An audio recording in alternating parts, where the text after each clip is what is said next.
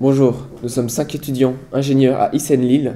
Pour notre projet de fin d'année, nous travaillons avec le Rubik's Cube connecté Geeker i3S. A première vue, il ressemble à n'importe quel autre cube, mais en réalité, il intègre de l'électronique qui permet une liaison Bluetooth avec un autre périphérique. Ce cube est commercialisé depuis environ 1 an, et c'est l'un des premiers cubes connectés au monde. Le concept de ce cube, c'est de le connecter en Bluetooth à son téléphone et d'interagir avec via l'application smartphone dédiée. Sur cette application, il existe différents jeux et aides à la résolution pour apprendre de manière ludique et originale.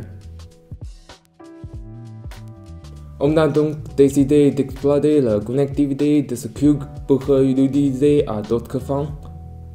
Les deux utilisations sur lesquelles nous travaillons sont les suivantes: un algorithme de reconnaissance comportementale et une application pour utiliser le cube en tant que clavier d'ordinateur.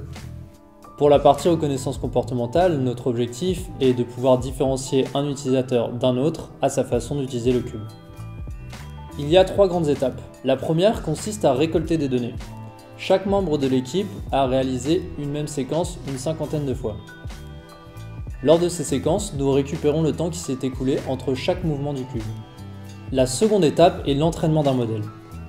Nous rentrons toutes les données connectées dans un algorithme d'intelligence artificielle en Python qui va créer un profil comportemental pour chacun d'entre nous.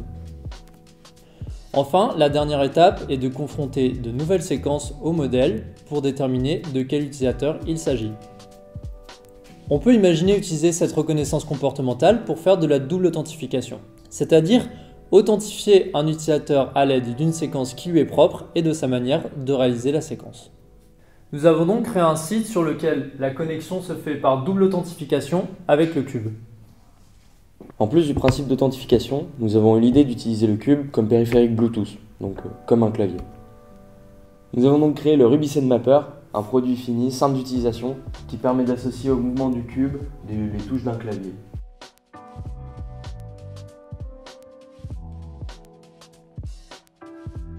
Nous avons aussi ajouté quelques fonctionnalités comme une sauvegarde, un chargement de cette sauvegarde et une remise à zéro.